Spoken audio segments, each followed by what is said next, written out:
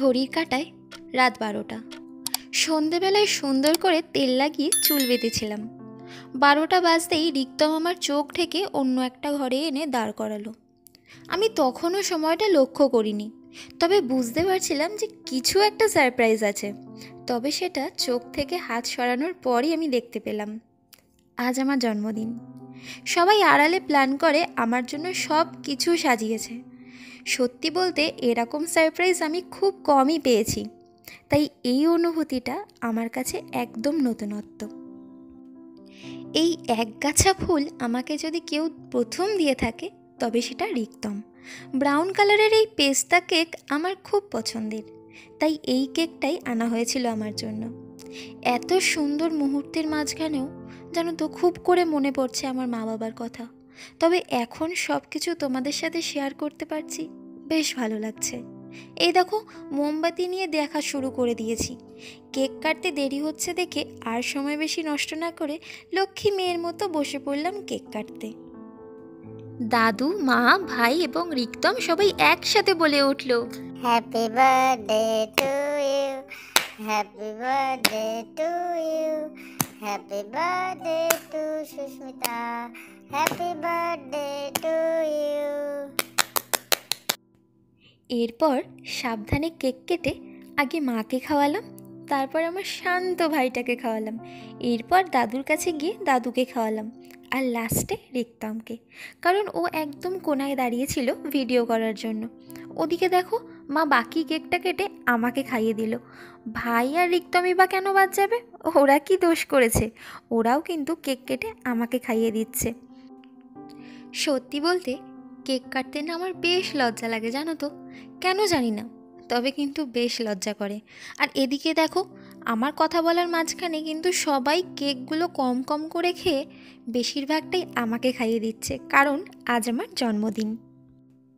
এখানে কিন্তু দুটো কেক দেখা গেছে, আর দুটো কেকের স্বাদ কিন্তু দুরকম, আর দুটো কেকই কিন্তু ভীষণ পছন্দের আমার।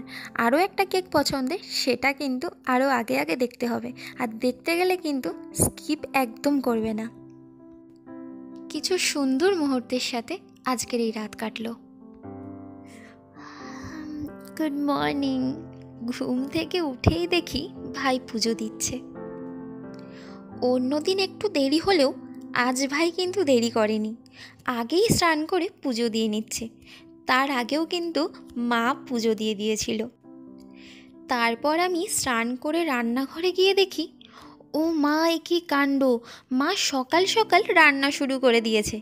একদিকে ভাত চাপিয়েছে আর অন্যদিকে বেগুন ভাজছে। চোখ ঘোরাতেই দেখতে পেলাম আরেকটা থালায় নিম পাতা ভেজে আগে থেকেই তুলে রাখা। আর ঠিক আমি বুঝতে পারছিলাম নিম বেগুন হচ্ছে। তোমরা কে কে নিম বেগুন খেতে ভালোবাসো আমাকে কিন্তু কমেন্টে অবশ্যই জানিও। নিম বেগুন ভাজার আগেই কিন্তু আরেক ধরনের ভাজা কমপ্লিট অলরেডি, আর সেটা হলো লাউয়ের খোসা ভাজা, আবার তার উপরে কিন্তু পোস্ত ছড়ানো। আমার কিন্তু বেশ ভালো লাগে। নিম বেগুন ভালো করে ভেজে মা ভাত দেখতে দেখতে বসে পড়ল পটল কাটতে। গ্যাসের পাশে রাখা একটা থালায় দেখি অলরেডি কিন্তু অনেকগুলো ভাজা কমপ্লিট। পটল ছাড়াও আরও অনেক ধরনের ভাজাভুজি কিন্তু হচ্ছে। তার পাশেই দেখো চিকেন ধুয়ে রাখা। অন্যদিকে দাদু কিন্তু চিকেনের জন্য পেঁয়াজ কাটছে। আমরা চিকেন বা মাটন রান্না করলে আলুটা আগে থেকেই ভেজে নিয়ে তুলে রাখি। তোমরা কিভাবে খাও অবশ্যই জানিও। চিকেনের আলু ভাজা হয়ে গেলেই চিকেনের জন্য মশলাটা ভালোভাবে কষিয়ে মাংস চাপিয়ে দেওয়া হয়, ব্যাস, তারপরেই সব রেডি।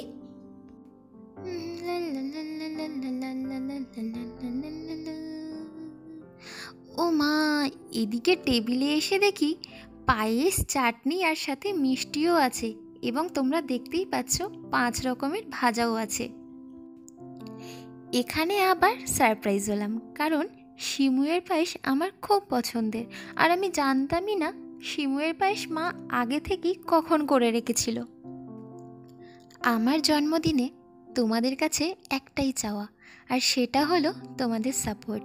আর তোমরা সাপোর্ট না করলে আরও ভিডিও করার যে মনের চেষ্টা, যে জোরটাই থাকে, সেটাই হারিয়ে ফেলবো। তাই আমাদের আরও ভালো ভিডিও পাওয়ার জন্য আমাদের চ্যানেলটাকে সাবস্ক্রাইব করতে একদম ভুলবে না। এত রান্নার আয়োজন, তাও আবার আমার জন্য, ভেবেই একটা আলাদা খুশি হচ্ছে। এত খুশি যে বাচ্চা একটা বায়না করা খেলনা পেলে ঠিক যেমনটা পায়, ঠিক তেমনটা। খেতে বসতেই মা আমাকে নিজের হাতে পায়েস খাইয়ে দিল। পায়েস আমার প্রিয় বলে নয়, সত্যিই খুব ভালো হয়েছিল। ওই যে বললাম, হৃদয় দিয়ে যাই করা হয় না কেন তার স্বাদই অন্যরকম হয়, তাই না? শুরু করলাম এরপরে ভাজা দিয়ে। ছোটবেলা থেকেই আমি একটু লাজুকে। কোনো বিয়ের বাড়ির অনুষ্ঠানে যখনই খাওয়ার টেবিলে বসতাম, ঠিক তখনই ভিডিও করতে চলে আসতো ভিডিওগ্রাফার, আর সেটা দেখেই আরও বেশি লজ্জা পেতাম। ভিডিওগ্রাফার চলে গেছে কি না সেটা দেখার জন্যই আমি টেস্ট করতাম। আর ঠিক দেখো, এরকমভাবেই আমি টেস্ট করতাম কি আমার ভিডিও করা হচ্ছে কি না। কি হাস্যকর না? এটা দেখে কিন্তু মোটামুটি রিক্তম হেসেছিল। সবসময় সুস্থ থাকো, ভালো থাকো, আরও বড় হও, এই বলে মা কিন্তু আমাকে আশীর্বাদ করছে। সে সবই ঠিক আছে, কিন্তু আমার নিম বেগুনটা হালকা তিতো লাগছে, আর তাই টেস্ট চেঞ্জ করার জন্য আমি একটা কাণ্ড ঘটাতেই দেখি রিক্তম ভিডিও করছে। এর মাঝখানে একটা কথা বলে রাখি, সবার সাথে গল্প করতে করতে খাওয়াটা আমার ভীষণ প্রিয়, আর সেই সুযোগেই কিন্তু আমি এই কাণ্ডটা ঘটিয়েছি। কেউ দেখছে কিনা সেটা না দেখেই তিতো লাগছিল বলে সাথে চাটনি অ্যাড করে মেখে খেতে গিয়েই ধরা পড়ে গেলাম, জানো তো। খেতে কিন্তু বেশ ভালোই লাগলো, তবে খেতে অন্যরকম। রিক্তম যতক্ষণে খেতে বসলো ততক্ষণে কিন্তু ভাইয়ের খাওয়া কমপ্লিট। আজ রিক্তম কিন্তু স্যালাডটা একটু কম নিয়েছিল, আর এদিকে দেখো মা অন্যদিকে নিজের জন্য খাবার বাড়ছিল, কারণ মা সবার লাস্টে খায়। কিন্তু আজকেও যদি একসাথে বসতে না পারে খেতে, তাহলে কেমন লাগে তোমরাই বলো তো। শুনতে একটু অবাক লাগবে ঠিকই, তবে আমি নিম বেগুন খেলেও উচ্ছেটা খাই না, কারণ আমার মনে হয় উচ্ছেটা বেশি তিতো, আর নিম বেগুনটা খাওয়ার পরে একটু জল খেলেই মনে হয় যেন মিষ্টি মিষ্টি। কিন্তু এদিকে দেখো, রিক্তম কিন্তু উচ্ছে সিদ্ধ খায়, আর ওর প্রত্যেকটা বাইটে কিন্তু লঙ্কা থাকে, আর আমি তো লঙ্কা খাই না, আগেও বলেছি আমি ঝাল খেতে পারি না। তো যাই হোক, এরপরে আমি কিন্তু বসে পড়েছি লাউয়ের খোসা ভাজা দিয়ে ভাত খেতে। লাউয়ের খোসা ভাজা দিয়ে ভাত খেতে কিন্তু আমার বেশ ভালো লাগছিল, তবে আমি আর ওয়েটই করতে পারছিলাম না যে কতক্ষণে বাকি খাবারগুলো পুরোপুরি খাবো। অলরেডি কিন্তু আমি একটু একটু করে টেস্ট করে দেখেছি, প্রত্যেকটা খাবার বেশ অসাধারণ হয়েছে, মানে এক কথায় বলতে গেলে টেস্টি। তবে জানো তো, আমার খাবার নষ্ট করতে খুব গায়ে লাগে, তাই একটু চিন্তায় ছিলাম যে বাকি সব খাবারগুলো আমি খেতে পারবো তো, যাতে নষ্ট না হয়। কারণ অনেকেই না খাবার না খেয়ে থাকে, আর আমি মনে করি যে খাবার নষ্ট করা একদম ঠিক নয়। যারা যারা খাবার নষ্ট করো তারা কিন্তু কেউ অপচয় করো না, এটাই আমার রিকোয়েস্ট। খেতে খেতে ভাবছিলাম যে কখন চিকেন মেনুতে পৌঁছাবো, তবে যেই ভাবা সেই সারা, অমনি চিকেনটা বাটি সমেত ঢেলে ফেললাম। মাংসের বলো বা বিরিয়ানি, এই দুটো জিনিসেরই আলু খেতে আমার বেশ ভালো লাগে। আর তোমাদের? আমাদের ফেসবুক পেজের লিঙ্কটা ডেসক্রিপশানে দেওয়া থাকবে। নতুন নতুন অনেক ভিডিও আসবে, আর তার জন্য তোমাদের সাবস্ক্রাইব করতে হবে আমাদের ইউটিউব চ্যানেলটিকে, যার নাম রিক্তম অ্যান্ড সুস্মিতাস লাইফস্টাইল, আর সেটার লিঙ্কও ডেসক্রিপশানে দেওয়া থাকবে। প্রত্যেকের মায়ের রান্নার স্বাদ একদম স্পেশাল হয়, কিন্তু আজকের রান্না আমার কাছে আরও স্পেশাল, কারণ এর মধ্যে কিন্তু অনেক ভালোবাসা মিশে আছে। আর সত্যি বলতে কি, যে এত খাবার প্রায় খেতে খেতে আমি হাঁপিয়েই গেছি, এখনও তো অনেক কিছু বাকি, সেগুলো কিভাবে খাবো বুঝতেই পারছি না। আচ্ছা তোমরাই বলো, এত কিছু খাওয়া সম্ভব? আমার মা আমাকে মজা করেই বলতো ছোঁচা। আসলে আমি খেতে খুব ভালোবাসি, বিশেষ করে মাটন আর চিকেন, তবে মিষ্টি জাতীয় খাবার বলতে সিমুয়ের পায়েসটাই ভালো লাগে। যাকে এত ভালো রান্নার লোভ সামলাতে না পেরে হাঁপিয়ে ওঠার পরও আমি আমার খাওয়া কিন্তু থামাইনি। চিকেন খেতে গেলে আমি সলিড পিস কিন্তু খাই না, তোমরাও কি তাই? মা সেই জন্য আমাকে হাড়ের পিস দেখে বেছে দিয়েছিল, বিশেষ করে লেগ পিসটা, আর ভীষণ সফট ছিল মাংসটা। আর তোমরা তো জানোই, ভালোবাসা তো সব জায়গায় প্রকাশ পায়, আর তখনই ছোট ছোট জিনিসগুলো আরও স্পেশাল হয়ে যায়। আমি যেহেতু চিকেন মাটন খেতে ভালোবাসি, সেই জন্য মা জিজ্ঞাসা করছিল আমি আরও 2 পিস চিকেন নেব কিনা। যাই হোক, এদিকে কিন্তু রিক্তমের চিকেন পর্ব শুরু। জানো তো, আমার মতো রিক্তমেরও কিন্তু মাংস খুব পছন্দের, সেটা চিকেন হোক কিংবা মাটন। হয়তো স্যালাড বেশি পছন্দ করে, বাট তার থেকেও হয়তো বেশি পছন্দ করে মাংস। তোমাদের সাথে একটা আমার ছোটোবেলার মজার ঘটনা শেয়ার করি। যখন আমি ছোট ছিলাম তখন মাংস আমি ধুয়ে খেতাম, কারণ মাংস আমার খুব ঝাল লাগতো। তবে খেতাম অল্প, বাট ধুয়ে খেতাম। এখন আর সেটা করি না, কারণ এখন বড় হয়েছি আর অল্প অল্প ঝালও খেতে শিখেছি। খুব একটা ঝাল খাই না, তবে যেটুকু প্রয়োজন হয় সেটুকু আমি খেয়ে নিতে পারি। এই হলো মজার ঘটনা। কারণ ছোটোবেলায় আমাকে অনেক বকা শুনতে হতো যে এখন যদি তুই না খাস তাহলে তো বড় হয়ে রোগা থাকবি, পাতলা থাকবি। আর এখন এত খাওয়া শুরু করেছি যে দিন দিন আমি ফুলেই যাচ্ছি। তোমাদের যদি ছোটোবেলায় এরকম কিছু ঘটনা থেকে থাকে তাহলে কিন্তু আমাকে অবশ্যই জানাবে।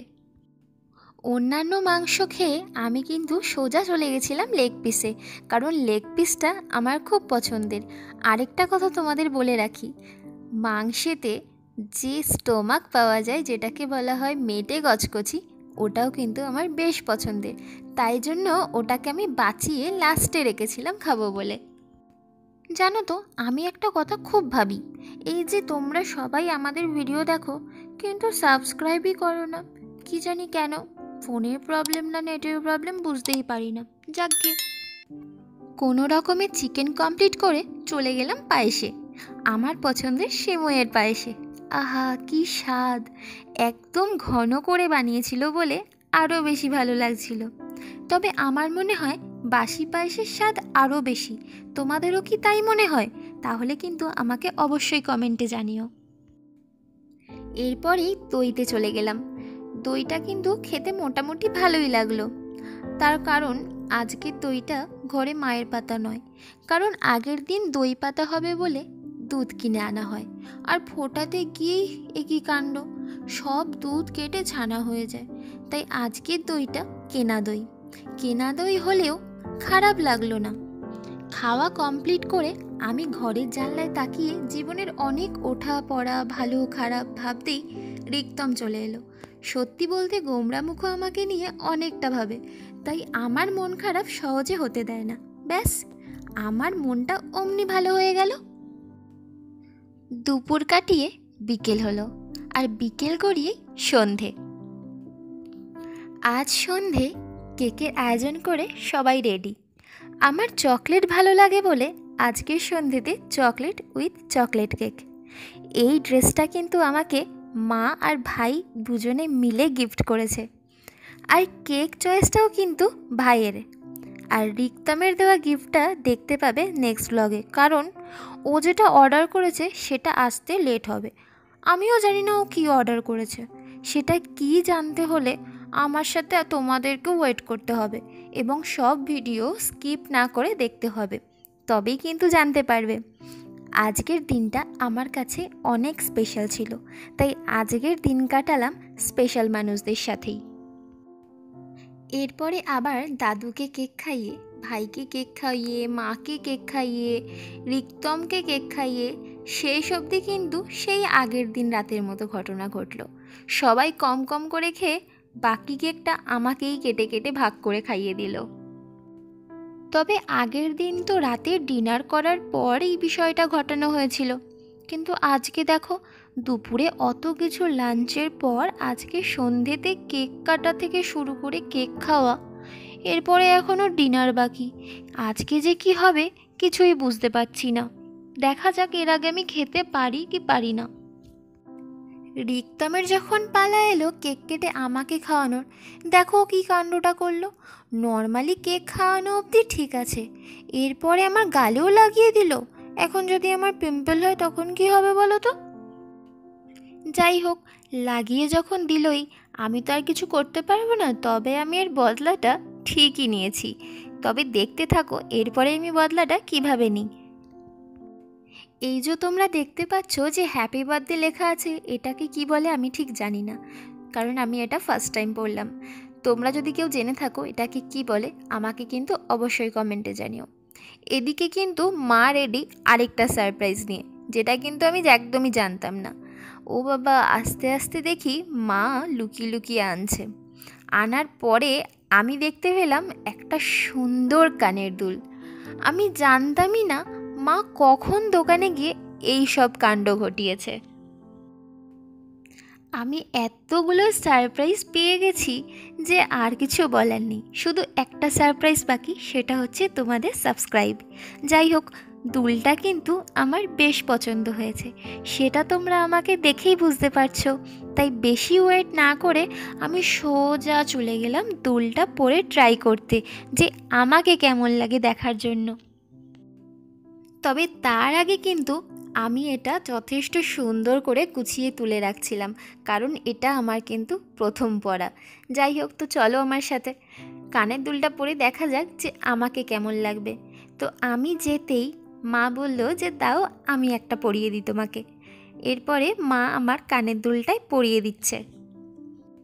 তবে তোমাদের একটা কথা বলি, যেই না মা বলল যে আমি পরিয়ে দিচ্ছি, তখনই কিন্তু আমার দিল ফুল অফ ফ্লাওয়ার হয়ে গেছিলো, যেটাকে আমরা বলি না দিল গার্ডেন গার্ডেন হয়ে যাওয়া, ঠিক তেমনটা। আরেকটা কানে আমার একটু ব্যথা ছিল, কারণ আমি বেশিক্ষণ দুল পরলেই কানটা কেমন একটা ব্যথা হয়ে যায়, তাই আমি নিজেই পরে ফেললাম। আর দেখো কি মিষ্টি দুলটা, আমার কিন্তু বেশ পছন্দ হয়েছে। তোমাদের কেমন লাগলো আমার এই লুকটা আমাকে কিন্তু অবশ্যই জানিও। আজ আমার জন্মদিন ছিল, আর আজকের দিনটা আমি কিন্তু এইরকমভাবেই কাটালাম, কারণ আমার কাছে এইটা অনেক স্পেশাল। তোমরা কিভাবে তোমাদের জন্মদিনটা কাটাও তোমরা কিন্তু অবশ্যই কমেন্ট করো। আরও নতুন নতুন ভিডিও তো আসবেই, কিন্তু তোমাদের পছন্দও আমাদের পছন্দ। তো তোমাদের আরও কী কী ধরনের ভিডিও ভালো লাগে সেটা কিন্তু আমাদের অবশ্যই জানিও। আমরা কিন্তু সেই সবের ভিডিও তোমাদের কাছে তুলে ধরব। আজকের ব্লগটা এখানেই শেষ করছি, দেখা হচ্ছে নেক্সট ব্লগে। আরে আরে আরে দাঁড়াও, যাচ্ছ কোথায়?